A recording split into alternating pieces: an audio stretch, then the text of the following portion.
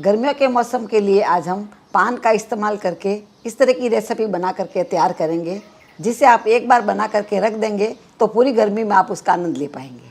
तो नमस्कार, papa mummy kitchen में आप सभी का स्वागत है। इसके लिए हमने 15 पान लिए हैं जो कि थोड़े छोटी साइज़ के हैं। यदि आपके पान के पत्ते बड़ी साइज़ के हो तो आप 10 पत्ते ले सकते हैं। इन पत्तों को हमने एक बार साफ पानी से धो लिया है और पत्तों को धोना बहुत ज़रूरी है। मार्केट से कोई भी चीज़ लेकर के आए उसको साफ़ कर लेना चाहिए।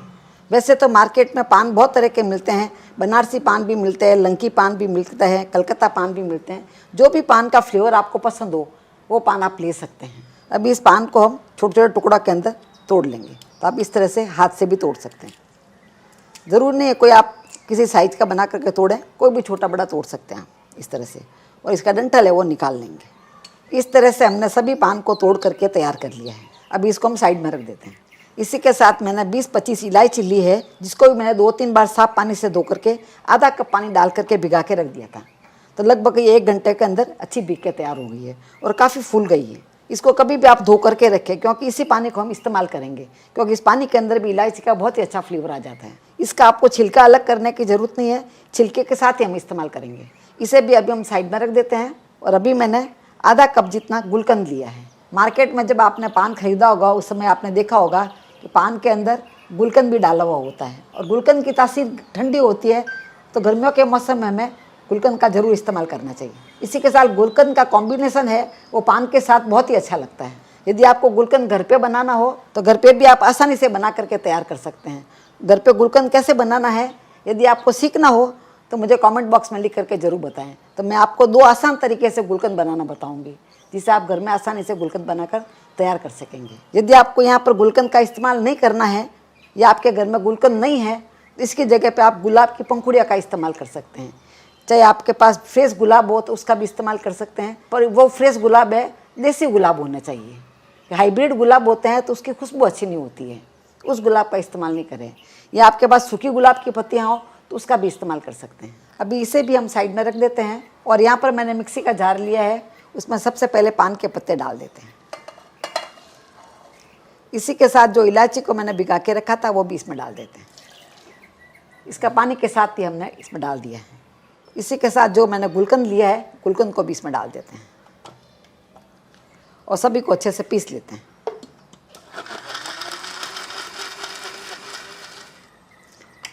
अभी आप देख पा रहे हैं बहुत ही अच्छा पेस्ट बन करके तैयार हो गया है।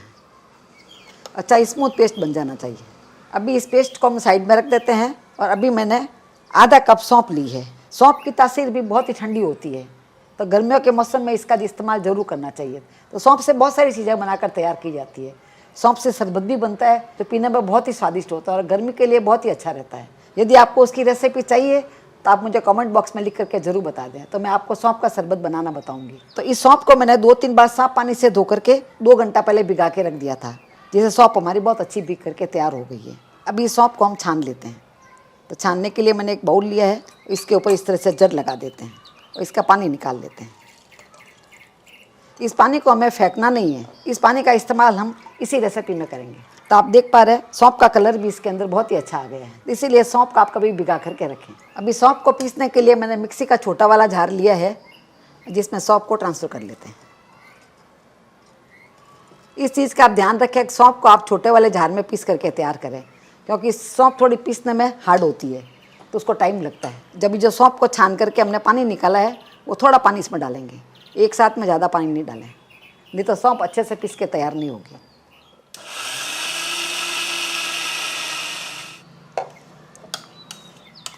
सौंफ को इस तरह से खोल करके वापस इकट्ठा करते रहें और थोड़ा थोड़ा करके पानी डालें इसमें।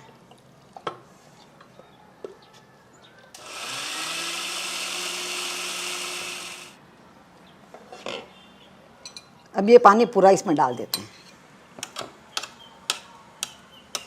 जो साइड में आ जाता है उसको भी आप इसमें वापस सेंटर में डालते रहें।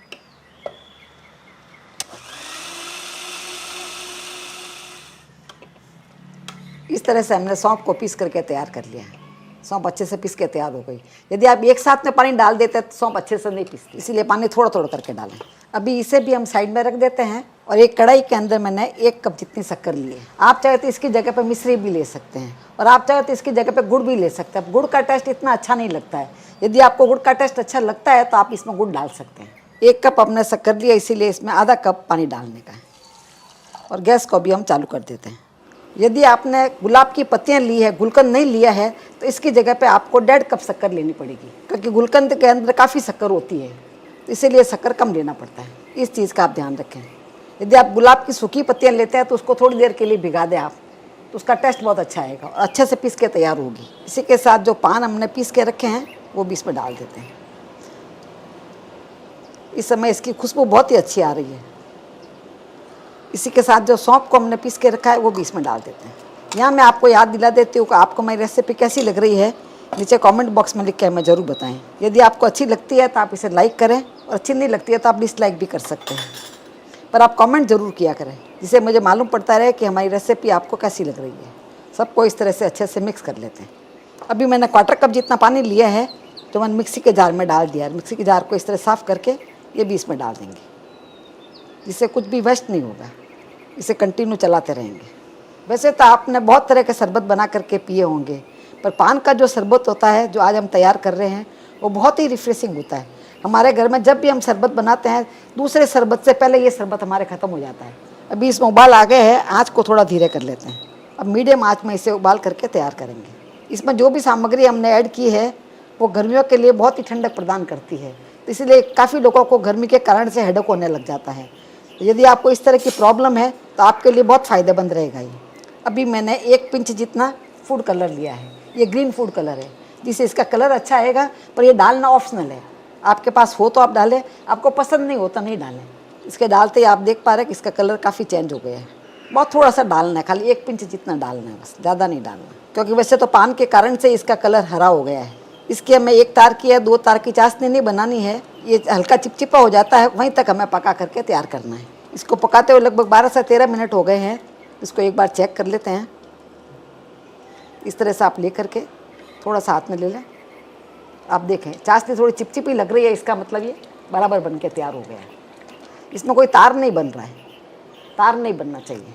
अब इसकी कंसिस्टेंसी बराबर आ गई है तो हम गैस को बंद कर देंगे। गैस बंद करने के बाद में इसमें 2 नींबू का रस डाल देते हैं। 2 नींबू का रस डालने से क्या, शक्कर हमारी क्रिस्टलाइज नहीं होगी। बहुत बार ऐसा होता है कि जब शरबत हम बना करके रखते हैं तो शक्कर उसके अंदर जम जाती है, क्रिस्टलाइज हो जाती है। तो नींबू का रस डालने से शक्कर क्रिस्टलाइज नहीं होगी। इसमें कोई खट्टासी नहीं आएगी, खट्टापन नहीं आएगा इसमें, पर शक्कर को क्रिस्टलाइज नहीं होने देगा। अभी तक हमारा शरबत बन के तैयार नहीं हुआ है। अभी इसे ठंडा कर लेते हैं, उसके बाद में आगे का प्रोसेस करते हैं।